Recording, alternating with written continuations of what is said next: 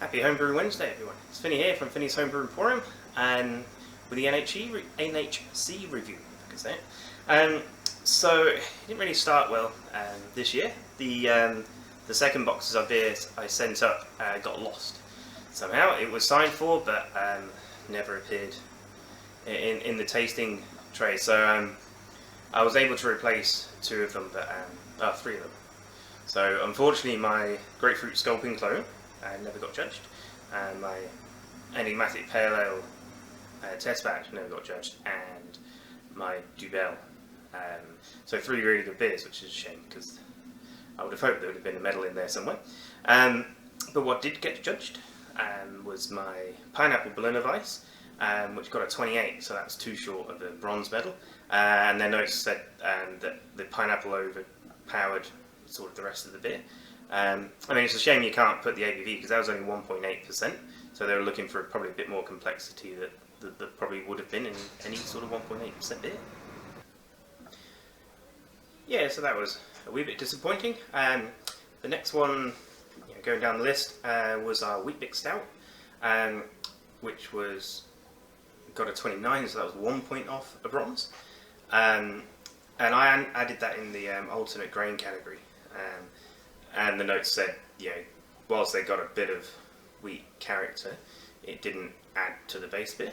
But the base beer was good. So maybe if I'd have put that in a stout category, I'd have picked up a medal for that one. So yeah, 1 point short on that one. The Belgian, the saison that I brewed that I entered as a Belgian pale ale, I probably shouldn't have done. They were saying it didn't have a malt character for a Belgian pale ale, so that was scored 15. But there was no general faults noted. It was just well out of style.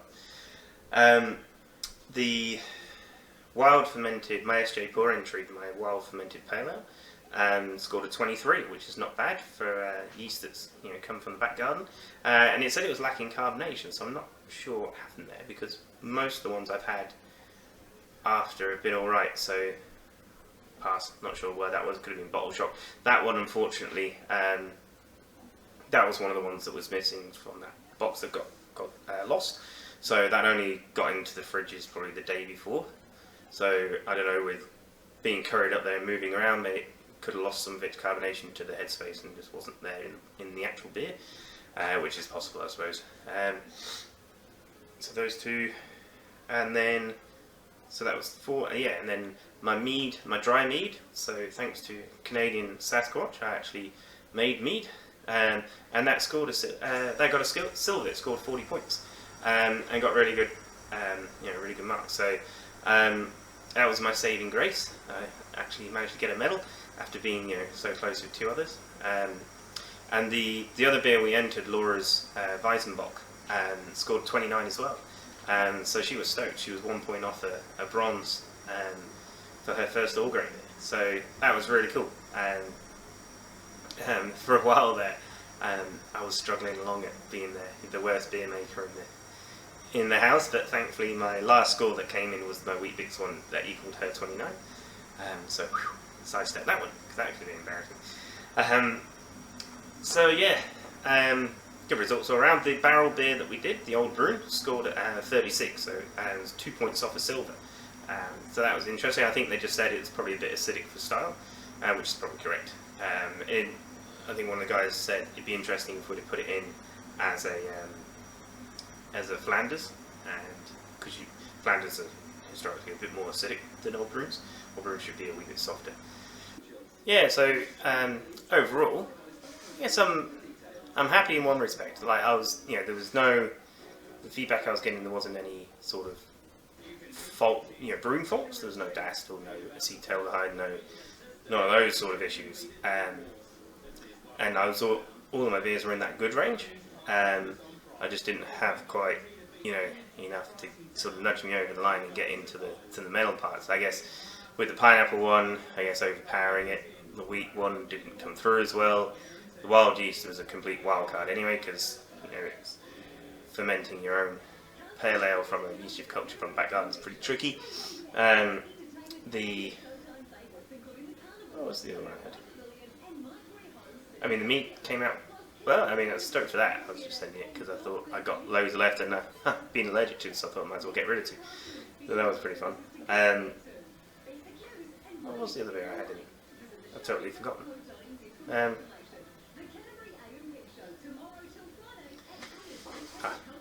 think whatever. So, the Belgian, the saison that I put in the wrong category. So who knows what it would have got if it was put in as a saison. So overall, I think I just need to, I guess, brew a bit more traditionally for the NHC. There seems to be, anything slightly off for those guidelines, it's sort of, you get pinged back for. But hey ho, I've never been one to really brew to style. Although the three beers that got lost were all to style, so who cares. But moving on, so the wheat big stout is actually in here. No, I can't stop one. I can carry on talking. So this is part of that wheat big stout. So this one was originally brewed, so I could sour it. So just sat down beside you. Is the rest of it is 11 litres sitting in a carboy. And in June I added some Allagash dregs that I cultured up. So this is now, where are we? November, so it's June. 5 months later, and it's been happily sort of fermenting away. You could see there was bubbles, so carbonation coming up all the time, airlock activity. So I just did a refractometer reading and tried to work it out, and it reckons it's down to 1004, which is possible, in 5 months' time to go down that far. I think it's like 1020, 1022 went into the barrel, into there. But I just checked the pH, and pH is 4.4, so it's not really dropped acidity.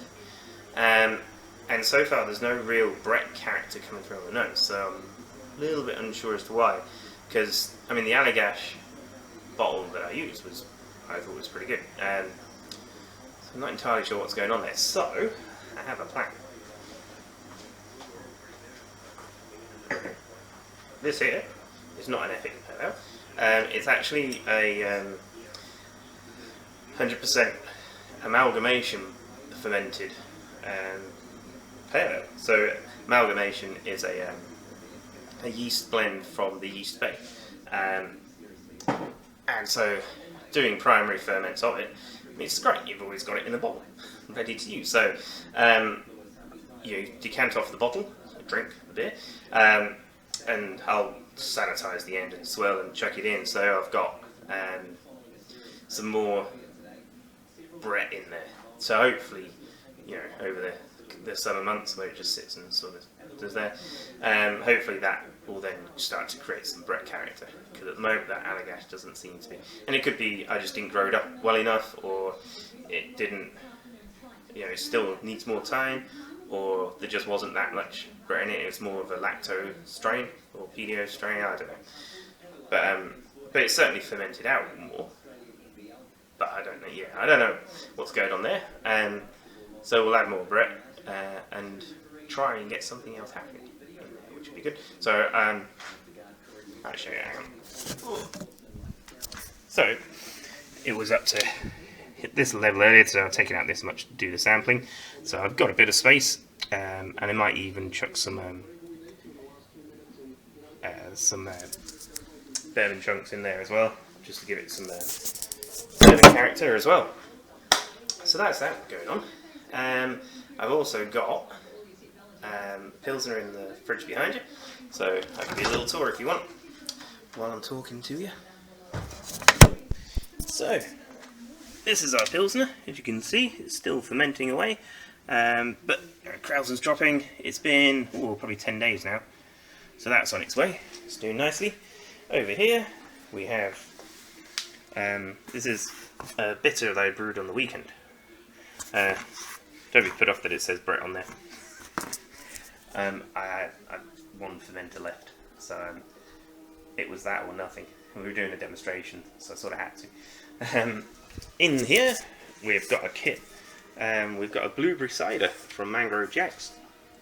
I'm just ramping that up. Now that's almost finished. That's been a good 10-12 days as well, so it's pretty much finished. So I'll give it another day or so and keg it Thursday. And here, we're changing the sinks around. So, I know previously we had this one that's on the floor with that real tall tap. But it was such a pain in the butt because the sink was so small that you put stuff into it and it just came flying out the top. So we've changed it around, and we just need a plumber to plumb it all in, and then we'll have running water back again, and we'll be off and moving.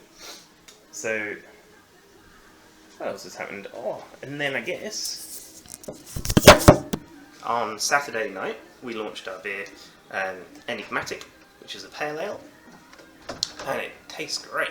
I'm really stoked with how it's come out. I mean, I know it's going to be the freshest it's ever going to be on Saturday night, but it was good.